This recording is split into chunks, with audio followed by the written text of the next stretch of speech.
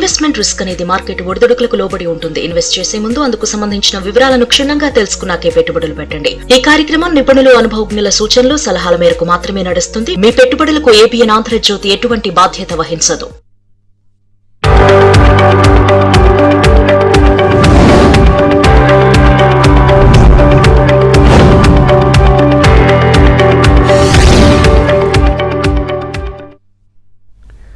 Good morning, welcome to ABN business news. ఇక దేశీయ stock మార్కెట్లో లాభాల్లో ప్రారంభమయ్యాయి. సెన్సెక్స్, నిఫ్టీ లాభాల్లో ట్రేడ్ అవుతున్నాయి.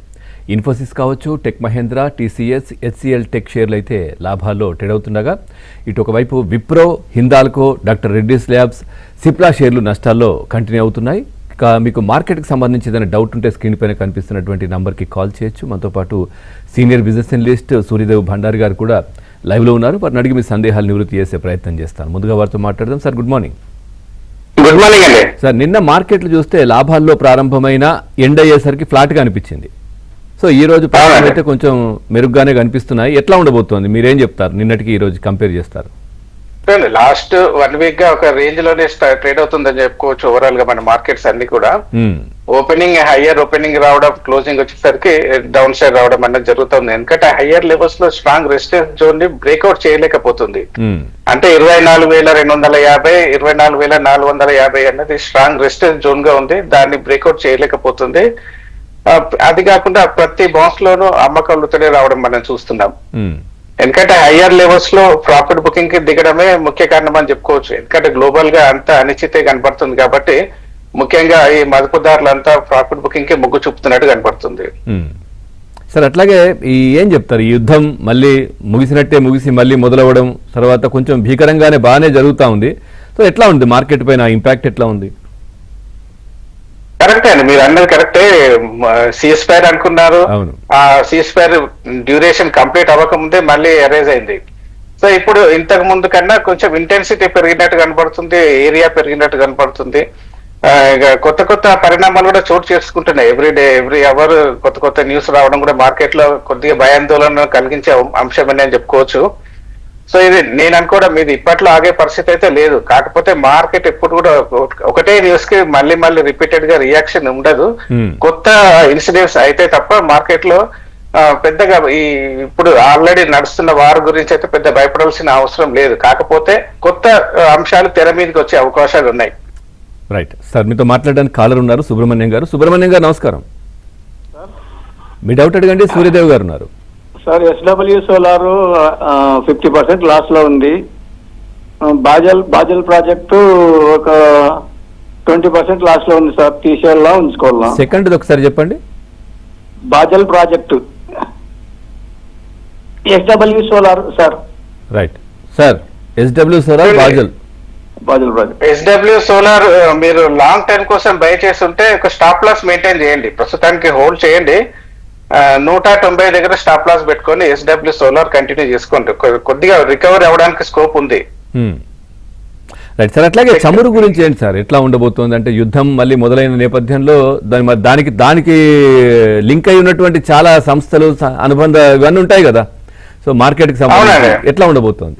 ఇప్పుడు క్రూడ్ ఆయిల్ డైరెక్ట్ ఎఫెక్ట్ అయ్యే అవకాశాలే అండి. ఇది వార్ ఎప్పుడైతే ఇంటెన్సిటీ అవుతుందో హార్మోజ్ స్ట్రైట్ సంబంధించిన బ్లాకేడ్ ఏదైతే ఉందో అది డైరెక్ట్ గా క్రూడ్ ఆయిల్ పైన ఇంపాక్ట్ చూపెడుతుంది. సో అందుకని మనకు రీసెంట్ గా ఆల్మోస్ట్ $72 వరకు వెళ్ళిన క్రూడ్ ఆయిల్ ఇప్పుడు $85 దగ్గర ట్రేడ్ అవుతుంది. నేను అనుకోవడం ఇక్కడ నుంచి క్రూడ్ ఆయిల్ పైకి వెళ్ళడానికి అవకాశాలు ఎక్కువ కనబడుతున్నాయి. అంటే $85 దగ్గర నుంచి $100 క్రాస్ చేసి ఇంకా $130 వరకు వెళ్ళే అవకాశాలు ఉన్నాయి రాబోయే రోజుల్లో. ఇది జరిగితే ఇన్ఫ్లేషన్ పెరగడము, మిగతా అన్ని బ్యాడ్ ఇంపాక్ట్ అన్ని కనబడుతున్నాయి మన ఇండివిజువల్ కంపెనీస్ పైన. సార్, కిషన్ గారు ఉన్నారు కాలర్. కిషన్ గారు, నమస్కారం. మీ డౌట్? నమస్కారం అండి. బంగారు గారు నమస్కారం. బాగున్నాల దర్శనం సార్. సార్ రండి సార్. సార్ బంగారు గారు నమస్కారం.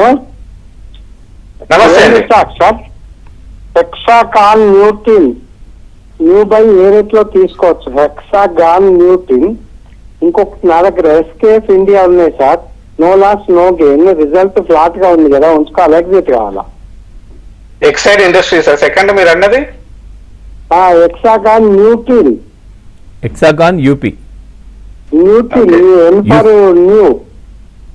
ఓకే, ఇంకొకటి Exide Industries. Fresh buy sir ఇది. Okay sir. Hexagon nutrition. Okay, ఇది రీసెంట్ లిస్టింగ్ అండి. దీన్ని అవాయిడ్ చేయండి ప్రస్తుతానికి. కొద్దిగా కరెక్షన్ జరగడానికి, ప్రాఫిట్ బుకింగ్ జరగడానికి అవకాశాలు ఉంటాయి. న్యూ బై అంటున్నారు కాబట్టి ఇప్పుడప్పుడే మీరు ఇన్వెస్ట్మెంట్ చేయొద్దండి. ఇంకా కొద్దిగా కరెక్షన్ రానివ్వండి. ఇంకా డౌన్ సైడ్ వస్తే మీకు ఆల్మోస్ట్ ఒక 50-55 రేంజ్కి వచ్చినప్పుడు బై చేయడం గురించి ఆలోచించండి లాంగ్ టర్మ్ కోసం. Right sir. సాంబశివరావు గారు ఉన్నారు. సాంబశివరావు గారు నమస్కారం. సార్ నమస్తే అండి.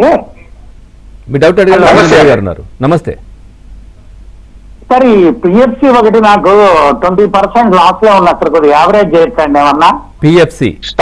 అవును సార్. తర్వాత ఏమో సౌత్ ఇండియా బ్యాంక్ ఒకటి ఈ రేట్ లో తీసుకోవచ్చా? కొద్దిగా రెండోటి గురించి చెప్పండి సార్. PFC south India. అవును సార్. పిఎఫ్సి యావరేజ్ ఏం చేయొద్దండి. మీరు స్టాప్ లాస్ ఒకటి పెట్టుకోండి. 380 దగ్గర స్టాప్ లాస్ పెట్టుకోండి. 380 కన్నా కిందికి వస్తే మాత్రం ఎగ్జిట్ అవ్వండి. యావరేజ్ ఏం చేయదు. ఎందుకంటే ఇంకా 380 స్థాయి కోల్పోతే ఇంకా డౌన్ సైడ్ వచ్చే అవకాశాలు ఉంటాయి. అంటే 320-280 వరకు వెళ్ళడానికి స్కోప్ ఉంది. కాబట్టి యావరేజ్ ఏం చేయకుండా స్టాప్ లాస్ పెట్టుకొని ఉన్న వాటిని కంటిన్యూ చేసుకోండి. Right sir. అట్లాగే ఈ వడ్డీ రేట్లకు సంబంధించి కూడా వార్తలు వస్తున్నాయి కదా సార్, ఎట్లా ఉండబోతుంది మార్కెట్ పైన? ఈ మంత్ ఎండింగ్ లో ఉంది ఫెడ్ మీటింగ్. సో నేను అనుకోవడం ఇంతకు ముందు వచ్చిన డేటా ప్రకారం అయితే తగ్గించే అవకాశాలు చాలా తక్కువ కనపడుతున్నాయి. అట్లీస్ట్ 1 రేట్ హైక్ అంటున్నారు కాబట్టి రేట్ హైక్ ఉండొచ్చు తప్పితే, లేదంటే స్టేటస్ గా ఉండొచ్చు. అంతకు మించి తగ్గడానికి అవకాశాలు అయితే లేవు. ఇప్పుడు మనకు జియో పొలిటికల్ టెన్షన్స్ కానీ మిగతా అన్ని ఫ్యాక్టర్స్ గమనిస్తే ఇన్ఫ్లేషన్ పెరగడం ఇవన్నీ ఉంటే మాత్రం వడ్డీ రేట్లు తగ్గడానికి చాలా తక్కువ ఛాన్సెస్ ఉన్నాయి. సో అట్లాగే సార్, ఈ యుద్ధము, చమురు, ఈ ఎఫెక్ట్ తో పాటు ఇప్పుడు కొంచెం వాతావరణం కూడా అనుకూలించట్లేదు కదా. అంటే పెద్దగా సీజన్ కూడా, రెయినీ సీజన్ కూడా ఆశాజనకంగా లేదు.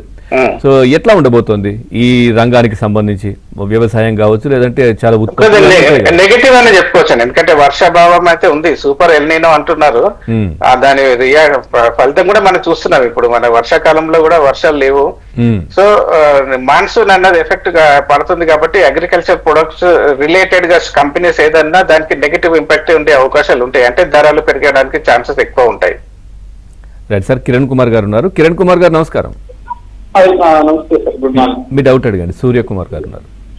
మా దగ్గర బాగా కొన్ని స్టాక్స్ ఉన్నాయి, వాటి గురించి కొద్దిగా తెలుసుకోవాలనుకుంటున్నాము. ఆల్రెడీ లాస్ట్ లో ఉన్నాము. Bharat dynamic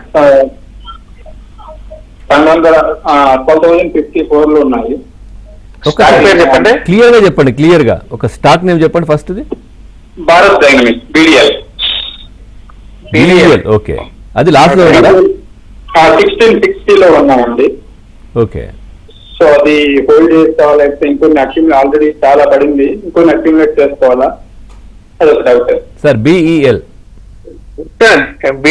Bharat dynamics BDL. అదే లాంగ్ టైమ్ హోల్డ్ చేసే ఉద్దేశం ఉంటే కంటిన్యూ చేయండి. కాకపోతే ఇక్కడ యావరేజ్ ఏం చేయొద్దండి. మీరు 1600లకు దగ్గరగా కొన్నారు, ఇప్పుడు 1250 దగ్గర ట్రేడ్ అవుతుంది. ఆల్రెడీ లాస్ లో ఉన్నారు. ఇంకా కొద్దిగా డౌన్ సైడ్ రావడానికి స్కోప్ అయితే ఉంది. ఒక 1000 లెవెల్స్ వరకు వచ్చే ఛాన్సెస్ అయితే ఉన్నాయి. సో 1000 కి దగ్గర వచ్చినప్పుడు ఇంకా కొద్దిగా అక్యుములేషన్ చేసుకొని లాంగ్ టర్మ్ కోసం పెట్టుకోండి. ఇది లాంగ్ టర్మ్ ఇన్వెస్ట్మెంట్ చేయదగ్గ స్టాకే. కాకపోతే మీరు ప్రైస్ హయ్యర్ లెవెల్లో కొన్నారు కాబట్టి ఇప్పుడు ప్రస్తుతానికి లాస్ లో ఉంది. సో లాంగ్ టర్మ్ అయితే పెట్టుకోవచ్చు. 1000 కి దగ్గరకు వచ్చినప్పుడు ఇంకా కొద్దిగా యావరేజ్ చేసుకోండి. సార్. సుబ్బారెడ్డి గారు ఉన్నారు. సుబ్బారెడ్డి గారు నమస్కారం. నమస్కారం అండి. 3 స్టాక్స్ గురించి చెప్పండి సార్. ఒకటి శక్తి పంప్, ఇంకొకటి స్టార్ హెల్త్, మూడవది PC కోస్మా. ఇవి ఏ ప్రైస్ లో తీసుకోవచ్చు sir? Shakti pump already important support level దగ్గర ట్రేడ్ అవుతుంది. అది బ్రేక్ డౌన్ అయింది అంటే నేను అనుకోవడం 400 నుంచి 350 స్థాయి వరకు శక్తి పంపు డౌన్ సైడ్ వచ్చే అవకాశాలు ఉన్నాయి. సో మీరు లాంగ్ టర్మ్ కోసం బై చేయాలనుకుంటే 400 నుంచి 350 మధ్యలో వచ్చినప్పుడు ఒక 2-3 ప్రైస్ పాయింట్లు మీరు అక్యుములేషన్ చేసుకోండి. Right sir. తర్వాత ఈ స్టార్ హెల్త్ అడిగారు, మళ్ళీ PC ఇంకొకటి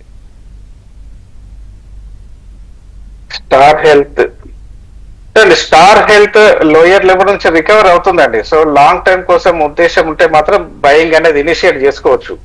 594 దగ్గర ట్రేడ్ అవుతుంది. 450, 500 అనేది స్ట్రాంగ్ సపోర్ట్ గా కనపడుతుంది స్టార్ హెల్త్ కి. కాబట్టి ఎవ్రీ డిప్ లో అక్యుములేషన్ చేసుకోవచ్చు. సార్ లక్ష్మి గారు ఉన్నారు కాలర్. లక్ష్మి గారు నమస్కారం. నమస్తే అండి. మీ డౌట్ నమస్తే అడగండి. సార్, నేను ఫ్రెష్ గా ఒక 3 షేర్స్ తీసుకోవాలనుకుంటున్నానండి. ఏఈజిఐఎస్ వివో ప్యాక్ టెర్మినల్స్ అండి, ఓఎఫ్ఎస్ఎస్ అండి, OFSS okay, and ether engineering అండి. సపోర్ట్స్ ఎక్కడున్నాయండి, ఎక్కడికి వచ్చాక తీసుకోవచ్చండి, మొమెంటం ఎలా ఉందో తెలుసుకోవడానికి. ఓఎఫ్ఎస్ఎస్ తర్వాత ఏదన్నారు? ఈథర్ ఇంజనీరింగ్ అండి, ఈథర్ ఇంజనీరింగ్. ఏఫర్ చూడండి, ఓఎఫ్ఎస్ఎస్ ఈ రేంజ్ లో ఉందండి. కొద్దిగా సపోర్ట్ కి దగ్గరగా వచ్చినప్పుడు అంటే ఇప్పుడు 11,550 దగ్గర ట్రేడ్ అవుతుంది. సో డౌన్ సైడ్ వస్తే నేను అనుకోవడం ఇంకా కొద్దిగా కరెక్షన్ వచ్చే అవకాశాలు ఓపెన్ గా ఉన్నాయి. సో మీరు 9,000 నుంచి 8,500 స్థాయికి దగ్గరకు వచ్చినప్పుడు మాత్రమే ఓఎఫ్ఎస్ఎస్ లో మీరు ఇన్వెస్ట్మెంట్ అనేది బిగిన్ చేయండి. కరెంట్ లెవెల్స్ లో అవాయిడ్ చేయండి. మార్కెట్లు అయితే లాభాల్లో కనిపిస్తా ఉన్నాయి. మనతో పాటు అనలిస్ట్ సూర్యదేవ్ భండారి గారు ఉన్నారు. సరే, మీతో మాట్లాడడానికి హైదరాబాద్ నుంచి భాస్కర్ రెడ్డి గారు ఉన్నారు. భాస్కర్ రెడ్డి గారు నమస్కారం. నమస్కారం సార్. నాకు 2 ప్లాన్స్ వచ్చేవాళ్ళు, ఒకటి నాట్కో ఫార్మా, ఒకటి ఎటర్నల్. ఏటా తీసుకోవచ్చండి? నాట్కో, ఇంకొకటి ఎటర్నల్ టొమాటో. Eternal, okay. మీ దగ్గర ఉన్నాయా లేదంటే కొత్తగా తీసుకుంటున్నారా? ఈ కొత్తగా తీసుకుంటాండి సార్. ఫ్రెష్ బై ఎట్లా ఉంటుంది ఇప్పుడు? చూడండి, నాట్కో ఫార్మా ఫ్రెష్ పై చేసుకోవచ్చు అండి. ఇన్వెస్ట్మెంట్ పాయింట్ ఆఫ్ వ్యూ లో లాంగ్ పొజిషన్స్ అనేది బిల్డప్ చేసుకోవచ్చు. సో స్టడీగా ట్రెండ్ లోనే ట్రేడ్ అవుతుంది. 957 దగ్గరగా ట్రేడ్ అవుతుంది.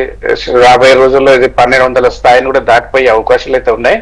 నాట్కో ఫార్మాలో ఇన్వెస్ట్మెంట్ చేసుకోవచ్చు. ఎటర్నల్ అన్నారు కదా ఇంకొకటి. అవును సార్. చూడండి, ఎటర్నల్ కొద్దిగా వెయిట్ అండ్ వాచ్ లో ఉండాల్సిన చెప్తాను. ఎందుకంటే ఇప్పుడు 287 దగ్గర ట్రేడ్ అవుతుంది. నేను అనుకోవడం రాబోయే రోజుల్లో 270 నుంచి 250 స్థాయికి వస్తే కనుక అక్కడ ఫ్రెష్ ఇన్వెస్ట్మెంట్ అన్నది చేసుకోవచ్చు. Right sir. ఒకవైపు ఇటు విప్రో చూస్తే సార్ లాభాలు చూపించారు వాళ్ళు 3,352 కోట్లు అని చెప్పేసి.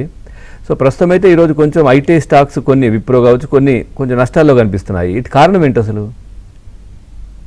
ఓవరాల్ గా ఐటీ స్టాక్స్ లో ఈ అమ్మకాలు అయితే కొనసాగే అవకాశాలు ఉంటాయండి. ముఖ్యంగా అందరికి తెలిసిన విషయమే ఏ అన్నది.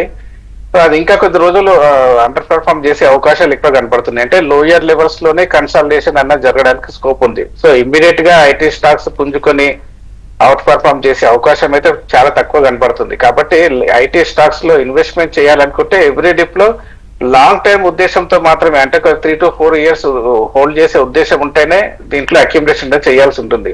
సో షార్ట్ టైమ్ లో 1 year లో పెద్ద రికవర్ అయితే ఉండకపోవచ్చండి.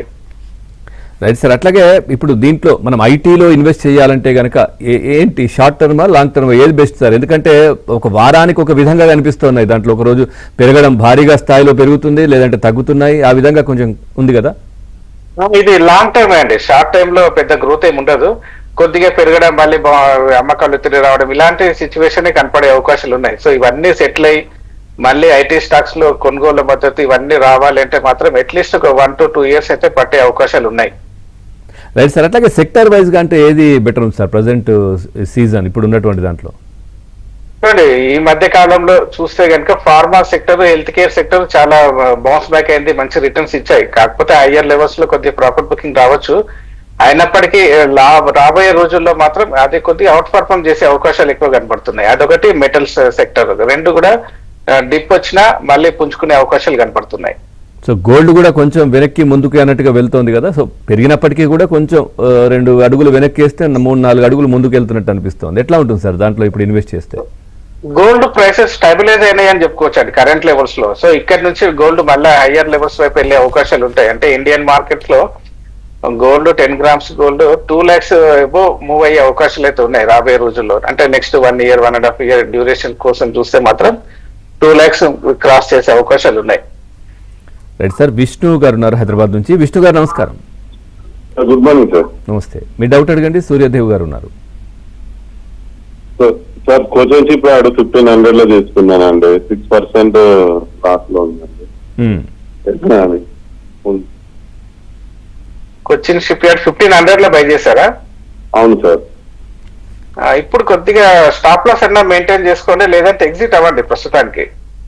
నేను అనుకోవడం అది ఇంకా 1000 లెవెల్ వైపుగా వెళ్ళే అవకాశాలు అయితే కనబడుతున్నాయి. ఇంకంటే ఇంకా ఇమ్మీడియట్ రికవర్ అయితే కనపడట్లేదు. 1000 వరకు ఇంకొక డిప్ వచ్చే ఛాన్సెస్ అయితే ఉన్నాయి. కాబట్టి లాస్ తగ్గించుకోండి, యావరేజ్ ఏం చేయొద్దు, ఉన్న వాటిని ఎగ్జిట్ గురించి ఆలోచించండి.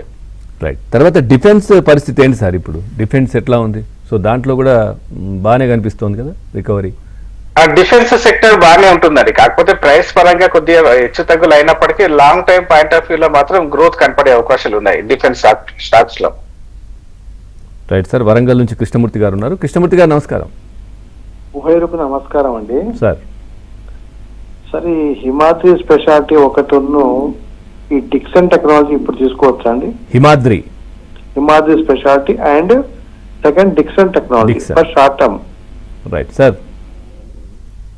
షార్ట్ టైం పాయింట్ ఆఫ్ వ్యూలో హిమాద్రి స్పెషాలిటీ అయితే కొద్దిగా రిస్క్ అండి, ఎందుకంటే చాలా హైయర్ లెవెల్ లో ఉంది.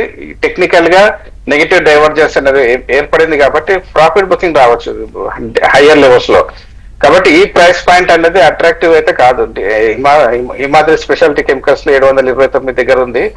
మీరు ఒక 600 కానీ 550 వరకు డిప్ వస్తే ఆ లెవెల్లోనే బయింగ్ గురించి ఆలోచించండి. ఈ లెవెల్లో మాత్రం కొద్దిగా డౌన్ సైడ్ రిస్క్ హెవీగా ఉంది.